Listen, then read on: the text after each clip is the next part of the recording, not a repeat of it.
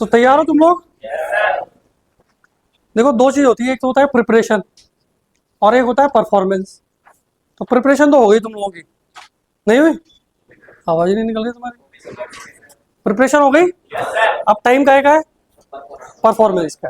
ठीक है, तुम बायो वाले हो, सब समझते हो कि भाई प्रिपरेशन तुमने की है, कैसे की होगी।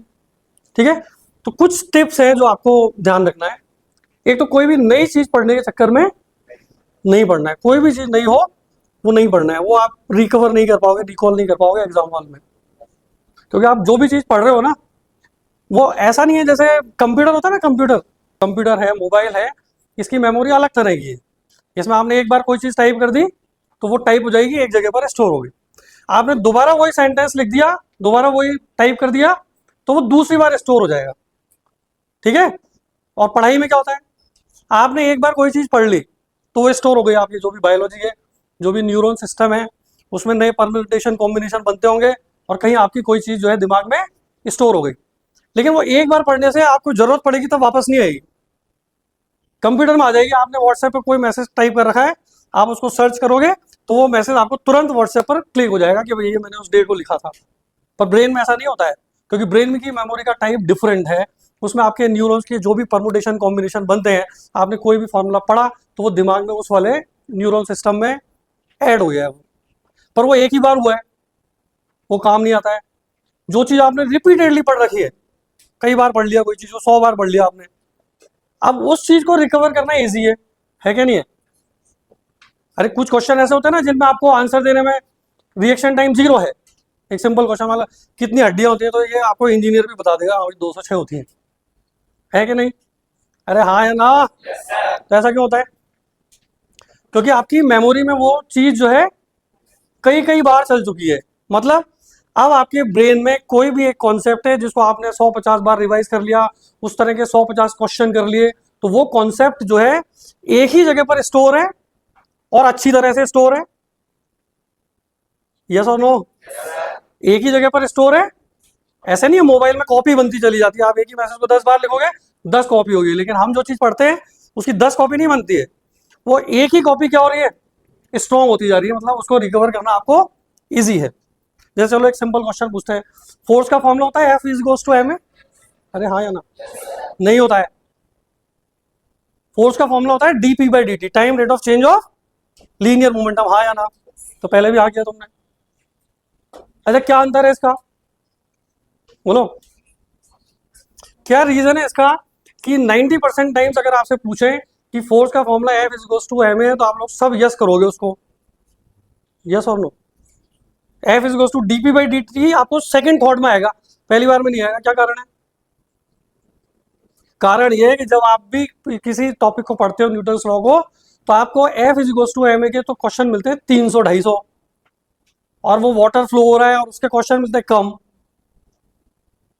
फ्लोइंग वाटर का थ्रस्ट है, उसके क्वेश्चन कम होते हैं। तो हमको पहली बार में हमेशा फोर्स क्या क्लिक करता है, F is equals to M A. तो अब पॉइंट यहां पर सिंपल सा है कि आपकी मेमोरी में जो जो चीज स्टोर हो चुकी है, जितनी स्ट्रॉन्ग स्टोर हो चुकी है वो उतनी ही रहेगी, तो नया पढ़ने की कोई जरूरत नहीं है। ये तो पार्ट हो गया कौन सा, प्रिपरेशन वाला। मतलब अगर अब आप किसी भी टॉपिक को रिवाइज कर रहे हो ना, तो जो आपकी स्टोर्ड मेमोरी है वही स्ट्रॉन्ग होगी बस, और उसकी जरूरत पड़ेगी एग्जाम हॉल में। तो जो चीज स्टोर हो चुकी है वही आपकी काम की है, कोई भी चीज नहीं पढ़ोगे वो आपकी किसी भी काम की नहीं है। इसलिए आपको बोलते हैं आपको क्या करना है कि भैया फॉर्मूले फॉर्मूले रिवाइज कर लो।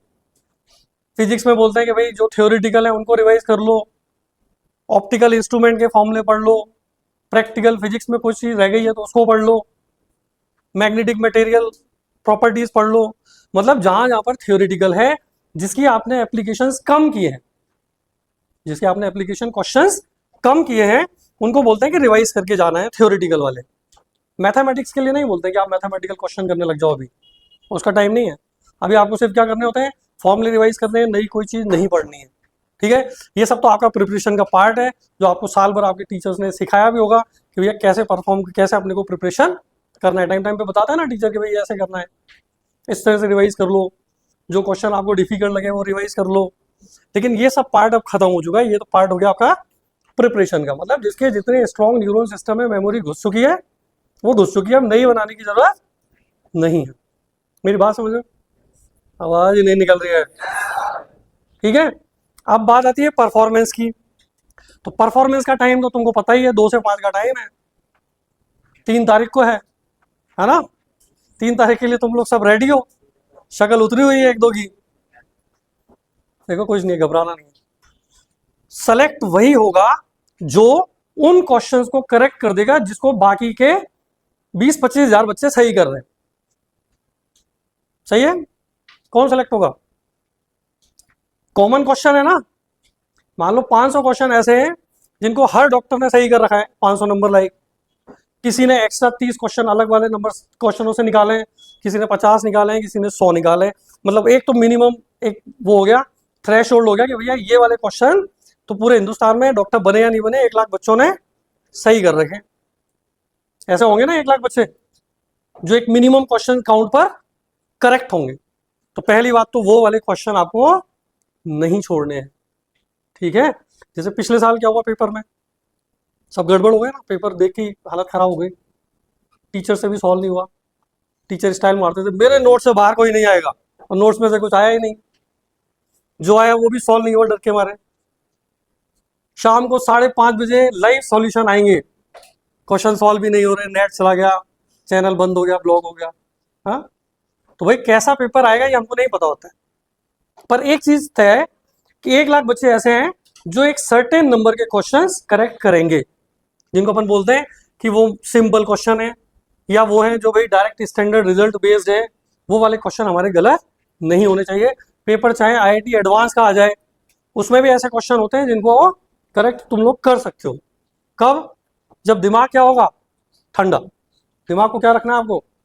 शांत रखना है। शांत रहता नहीं है, लेकिन जैसे ही पेपर आपके हाथ में आएगा 2 बजे, आपकी धड़कनें तेज हो जाएंगी पहला पेज खोलने से पहले ही। जब आप उसके वो सील हटा के पेपर ओपन कर रहे होगे ना, तो आपका बीपी हाई हो जाएगा, धड़कनें तेज हो जाएंगी, घबराहट होने लग जाएगी, टेंशन होने लग जाएगी। होगी या नहीं होगी? 2-4 मिनट तो होगी, चाहे कितने ही सिंपल आ जाए। चाहे तुम्हारे बैच में एक कोई टॉपर है, मान लो जिसके यहाँ पर टेस्ट में 650-700 नंबर आ रहे हैं, उसकी भी धड़कनें जो है तेज हो जाएंगी। तो ये पॉजिटिव सिंबल है या नेगेटिव है? ये नेगेटिव सिंबल है या पॉजिटिव है कि पेपर देख के टेंशन में आ गए? जल्दी बोलो, पॉजिटिव सिंबल है या नेगेटिव है? अच्छा चलो, मान लो एक बहुत सबसे कमजोर स्टूडेंट है, साल भर नहीं पढ़ाई की उसने, उसके पास 2 बजे पेपर आया, उसको कोई टेंशन नहीं है उसको कोई टेंशन? साल भर पढ़ाई नहीं है, वो मस्त रहा, पीजी में रहा, पार्क वार्क में घूमा, गर्लफ्रेंड बना ली, घूमता रहा, उसको कोई टेंशन नहीं है, उसको उसकी धड़कनें नहीं बढ़ेंगी, क्योंकि वो तो मेंटली प्रिपेयर है, वो तो तैयारी की ही नहीं है उसने। तो ये एक जनरल मतलब अपन बोले सामान्य प्रक्रिया है। जैसे ही पेपर आपके हाथ में आएगा, आपको घबराहट भी होगी, धड़कनें भी तेज हो जाएंगी, बीपी भी हाई हो जाएगा, टेंशन भी हो जाएगी, लेकिन ये पॉजिटिव सिंबल है, क्योंकि तभी आपका जो ब्रेन है, आपके जो हार्मोन्स हैं और जो एनर्जी का लेवल है वो बढ़ेगा। नहीं तो नहीं बढ़ेगा। टेंशन नहीं होगी तो आपका दिमाग ही क्यों काम करेगा? सोते रहते नहीं करता काम। तो ये एक नॉर्मल प्रोसेस है, जैसे ही पेपर आपके हाथ में आएगा, आपको 2 बजे जो है दिल की धड़कनें आपकी तेज हो जाएंगी। ये स्वाभाविक है, मतलब इसमें ऐसा कुछ नहीं है कि आपके साथ ही हो रहा है, ये सबके साथ ही हो रहा है। यहाँ टीचरों की धड़कनें बढ़ी रहेंगी, ऐसा नहीं कि टीचर्स को टेंशन नहीं है, वो भी तो ये देख रहे हैं कि तुम लोग कितना अच्छा परफॉर्म कर रहे हो, क्या रिजल्ट ला रहे हो। उनको तो पेपर देना नहीं है, उनको डॉक्टर भी नहीं बनना है। तो ये एक नॉर्मल प्रोसेस है कि हमको पेपर खोलने के बाद 2 बजे टेंशन होनी ही होनी है। नहीं हो रही है मतलब हमने प्रिपरेशन नहीं करी है, ठीक है, लेकिन वो टेंशन होना एक स्वाभाविक प्रक्रिया है, इसी से आपका ब्रेन एक्टिव हो जाएगा। ठीक है। अच्छा, ब्रेन को एनर्जी क्या चाहिए होती है? क्या खाता है ब्रेन? कैसे काम करता है? क्या है ब्रेन में? पानी चाहिए, ऑक्सीजन चाहिए, या जो बर्गर खाया सीधा अंदर जाएगा वो? नहीं जाएगा ना, नहीं जाएगा। क्या चीज चाहिए ब्रेन को? ऑक्सीजन चाहिए। टेंशन बढ़ जाए तो ऑक्सीजन एक्स्ट्रा चाहिए फिर। अरे पानी पी के रखना बोलता है, बार बार बॉडी को हाइड्रेटेड रखो, ऐसा खाना मत खाओ जो आपको परेशान करे, पता चले सुबह सुबह दाल बाटी चूरमा खा लिया तुमने, नींद आ रही है 2 बजे, छाछ पी ली, लस्सी पी ली, है ना। ब्रेन को क्या चाहिए, बॉडी हाइड्रेटेड रहे, हाइड्रेटेड रहे, पानी चाहिए ना ब्रेन को, तो खूब पानी पियो नींबू नमक डाल के, ठीक है। तो एक तो पानी के ऊपर विशेष ध्यान देना है, एग्जाम हॉल में भी पानी पीते रहना है बीच बीच में, जब मौका मिल जाए पानी पी लो, ये तो आपको बॉडी को हाइड्रेटेड रखेगा, इससे आपकी जो ब्रेन है इसको एनर्जी मिलेगी, ऐसा समझ लो। दूसरी चीज आती है टेंशन में ऑक्सीजन की कमी हो जाती है ब्रेन में, उसके सर्कुलेशन के लिए क्या करना है, मेडिटेशन करते हो तुम लोग, ऐसे जोर से सांस लो, ब्रीथ इन 4-5 सेकंड 6 सेकंड होल्ड करो, रिलीज करो, 2-4 बार करोगे तो क्या होगा, ब्रेन को पर्याप्त मात्रा में ऑक्सीजन मिल जाएगी।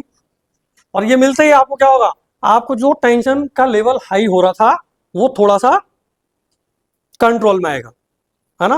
पेपर तो दिमाग से ही होगा, जो आपके न्यूरॉन सिस्टम में मेमोरी फुल हो चुकी है, परमुटेशन कॉम्बिनेशन बन चुके हैं अलग अलग हार्मोनों के, वही आपको वहां पे काम में लेने और वो आपके दिमाग में से ही निकलने वाले हैं, ठीक है। तो अगर आपको ऐसा लग रहा है कि मुझे टेंशन ज्यादा हो रही है, टेंशन नहीं हो रही है तो कोई बात ही नहीं है, फिर तो मस्त रहो, अगले साल भी नीट होगा, कोई पहली आखिरी बार थोड़ी हो रहा है। टेंशन हो रही है थोड़ी बहुत तो कोई दिक्कत नहीं है, ठीक है।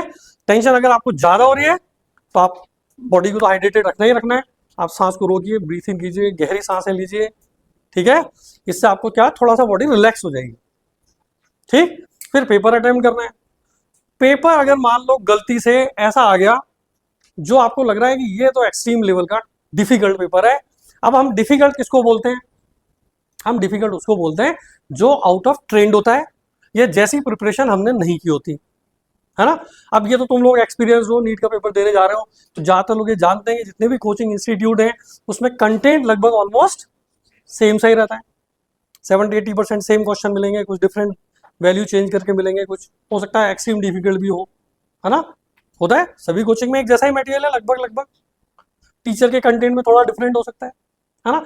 तो इसका मतलब ये मान के चलो कि जो प्रिपरेशन आपकी साल भर हुई है वैसी की वैसी प्रिपरेशन पूरे 22.5-23 लाख बच्चों ने की है। वो 22.5-23 ने नहीं की है, सॉरी, सब कोचिंग नहीं जाते हैं, कुछ स्कूल से ही कर रहे हैं, कुछ नहीं भी कर रहे हैं, जो भी प्रिपरेशन सीरियसली कर रहे हैं कहीं कोचिंग्स में, उन बच्चों के पास सिमिलर टाइप का कंटेंट डिलीवर हुआ है, यस और नो, अरे हुआ है कि नहीं, सिमिलर कंटेंट डिलीवर हुआ है।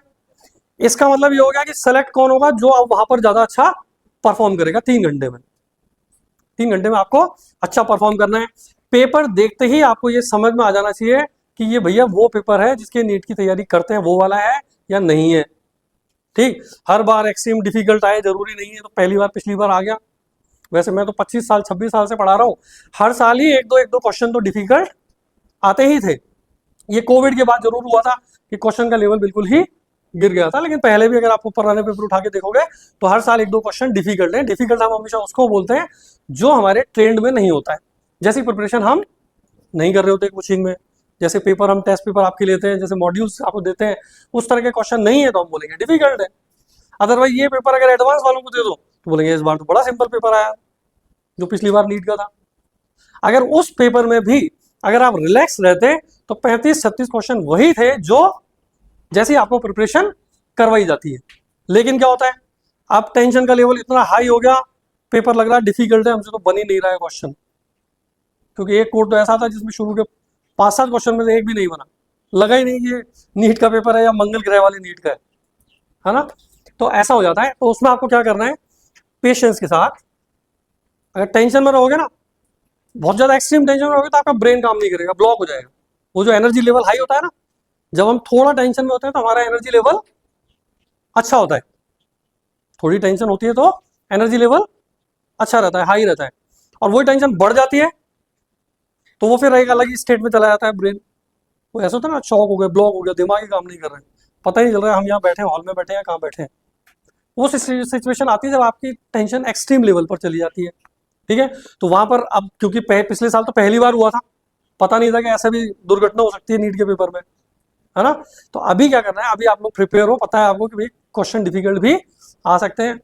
तो जैसे ही आपको लगे कि ये क्वेश्चन आउट ऑफ ट्रेंड है, आउट ऑफ ट्रेंड आप तुरंत देखते ही पकड़ जाओगे कि ऐसा हमको नहीं पढ़ाया गया, है ना। उसको छोड़ो, अगले पे आ जाओ, अगला भी डिफिकल्ट है उसको भी छोड़ो, अगले पे आ जाओ, सिंपल सिंपल ढूंढ लो, सिंपल सिंपल क्वेश्चन क्या कर लो, सर्च कर लो जो ट्रेंड वाले। मैंने पहले ही बोला डॉक्टर वही बनेगा जो एटलीस्ट वो क्वेश्चन गलत नहीं करेगा जो बाकी के सारे बच्चे कर रहे हैं। 1 लाख बच्चे जिन क्वेश्चन को सही कर रहे हैं ना, वो आपको सही करने हैं। समझ गए मेरी बात को? पेपर मॉडरेट ही आएगा, बहुत डिफिकल्ट नहीं आएगा, मॉडरेट लेवल का ही आने की उम्मीद है। लेकिन अगर आपको लगता है 10-5 क्वेश्चन डिफिकल्ट है तो छोड़ो, हमने नहीं पढ़ा ऐसा, तो नहीं पढ़ा तो उसको क्यों ट्राई करना है? ठीक है, टेंशन में क्यों हो तुम लोग? अभी नहीं आया paper. Okay, wish you all the best, enjoy. और सोना बहुत जरूरी है, 7-8 घंटे ना।